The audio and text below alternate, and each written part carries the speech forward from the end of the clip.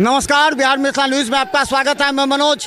और बता दें, और यहाँ आज मुखिया के कक्ष में ही जिले के दरभंगा और मधुबनी के मुखिया बैठ करके ये विचार कर रहे हैं कि मुखिया के अधिकारों का कितना हनन हो रहा है, और जो नए मुखिया बने हैं वो सपने देख रहे हैं अन्य मुखिया को देख करके एक इज्जत प्रतिष्ठा के अलावा क्या वो पंचायत का विकास करने में सक्षम हैं।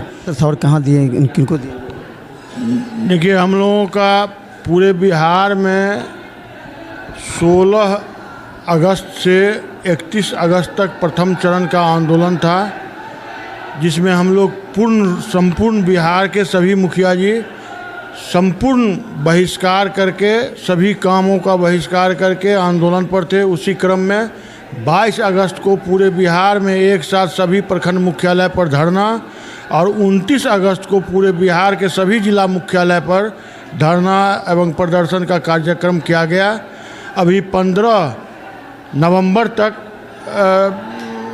सितंबर तक हम लोग सरकार को अल्टीमेटम दिए हुए हैं, तो अगर हमारी मांगों पर 19 सूत्री मांग जो हम लोगों का राज्य स्तरीय है, उस पर अगर गंभीरता से विचार कर मांग नहीं पूरा किया गया तो हम लोग उसके बाद दूसरे चरण के आंदोलन का काम करेंगे। और दूसरे चरण के आंदोलन के रूपरेखा तैयार करने के लिए राज्य स्तरीय बैठक हम लोगों का बेगूसराय में 20 तारीख को है। इसी क्रम में हम लोग ने निर्णय लिए, जो जितने भी मंत्री भारत सरकार के हों या बिहार सरकार के, जो जिस क्षेत्र में जाएंगे उनको वहां हम लोग अपना मांग पत्र देके और सरकार से तक पहुंचाने का काम करने का क्या आश्वासन मिला?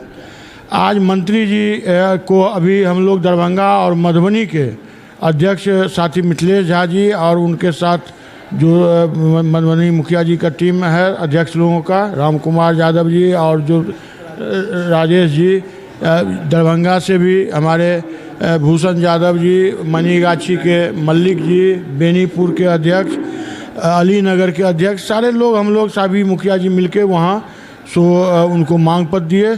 उन्होंने आश्वासन दिया, जो हम तो ये मांग पत्र लेके जाते हैं, हम आपका मांग पत्र से मुख्यमंत्री तक पहुंचाने का काम करेंगे, और बात कराने के लिए आप लोग पटना आइए, वहाँ बैठ के हम लोग विचार विमर्श करके वार्ता कराएंगे।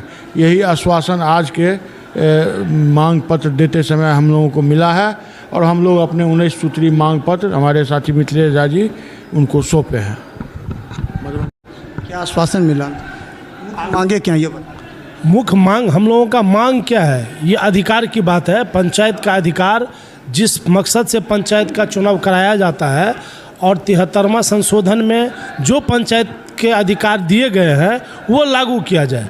उसमें प्रशासनिक और सरकार के द्वारा जो बाधा उत्पन्न की जाती है उस बाधा को समाप्त किया जाए और उसके हिसाब से काम करने की आज़ादी दी जाए। ग्राम सभा के मुताबिक पंचायत का कार्यों का संचालन हो, यही हम लोगों का मुख्य, जिसमें 19 बिंदु पर हम लोगों ने डिमांड दिया है। उसमें कुछ केंद्र सरकार से भी रिलेटेड है और बिहार सरकार से भी रिलेटेड है, लेकिन ये पंचायत के सशक्तिकरण की जवाबदेही, पंचायत के संचालन की, पंचायत के अधिकारों की जवाबदेही उसका बिहार सरकार के अंदर आता है। चुनाव बिहार सरकार करवाती है, इसीलिए हम लोगों का मुख्य फोकस बिहार सरकार के ऊपर है। और माननीय मंत्री संजय जी ने हम लोगों को बुलाया है पटना, वहाँ बात करेंगे। बात करके माननीय मुख्यमंत्री जी से हम लोगों का डेलीगेशन मीट का समय निर्धारित होगा, और हम लोग अपना पक्ष, हम चूँकि टकराहट में नहीं जाना चाहते हैं, लेकिन पंचायतों के लिए जो अधिकार संसूचित है वो अगर नहीं प्राप्त होगा तो फिर जनता का सवाल है। ये हम लोग मुखिया का सवाल नहीं है, ये आम जनता का सवाल है, और आम जनता के सवाल के साथ